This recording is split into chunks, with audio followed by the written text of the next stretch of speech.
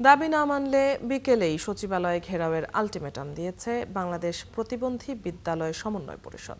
দেশে প্রতিবন্ধী বিদ্যালয়ের স্বীকৃতি ও এমপিও ভুক্তি সহ 5 দফা দাবিতে তারা এই কর্মসূচি দিয়েছে।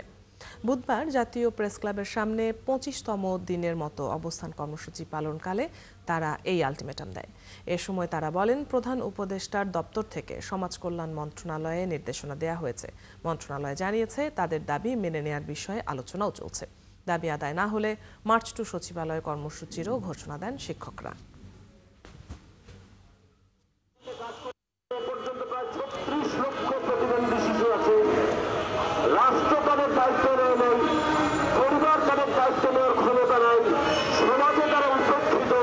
মানুষের কাছে তারা লাঞ্ছিত, সেই সন্তানদেরকে গভীর যত্নে ভালোবাসা দিয়ে এই শিক্ষকরাই আপনারা।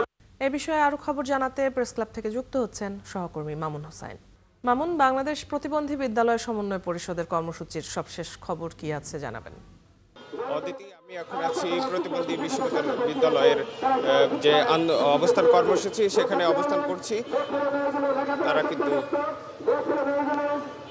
তারা কিন্তু এখানে অবস্থান কর্মসূচি পালন করছেন 25 দিন যাবৎ। কিন্তু তারা জাতীয় প্রেস ক্লাবের সামনে তারা অবস্থান কর্মসূচি পালন করছেন।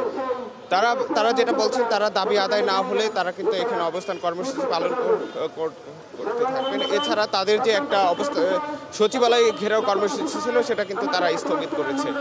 তারা মন্ত্রণালয় থেকে 3 দিন সময় চেয়ে নেওয়ার কারণে তারা কিন্তু তাদের যে সচিবালয় কর্মসূচি ঘেরাও কর্মসূচি ছিল সেটা কিন্তু তারা স্থগিত করেছে। তারা এখন এইখানে অবস্থান কর্মসূচি পালন করবে। তারা দাবি আদায় না হওয়া পর্যন্ত তারা কিন্তু এই কর্মসূচি চালিয়ে যাবেন। এর আগে কিন্তু তারা মার্চ টু যমুনা কর্মসূচি তারা করেছিল। তারা যমুনার দিকে যখন যাচ্ছিল তখন কিন্তু তাদের কিন্তু পুলিশ আটকে দেয় এবং তাদের কিন্তু লাঠিচার্জ করে তাদেরকে কিন্তু আবার প্রেস ক্লাবের সামনেই অবস্থান কর্মসূচি তারা পালন করে। আমরা এখন প্রতিবন্ধী বিশ্ববিদ্যালয়ে তাদের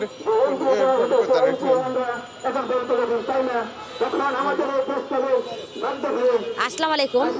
আপনারা অবগত আছেন যে আমরা 23তম আন্দোলনের আজকে 25 দিন অবস্থান করছি। এখানে আমাদের এই অবস্থানটা শান্তপূর্ণভাবে হচ্ছে। আপনারা দেখেছেন বিভিন্ন সময় আমরা বোখা মিছিল রেখেছি, বিক্ষোভ মিছিল এবং প্রতিবাদী মিছিল রেখেছি। আমরা শেষ অবধি সচিবালয়ে ঘেরাও করেছি, লং মার্চ টু সচিবালয় রেখেছি এবং লং মার্চ টু যমুনা রেখেছি।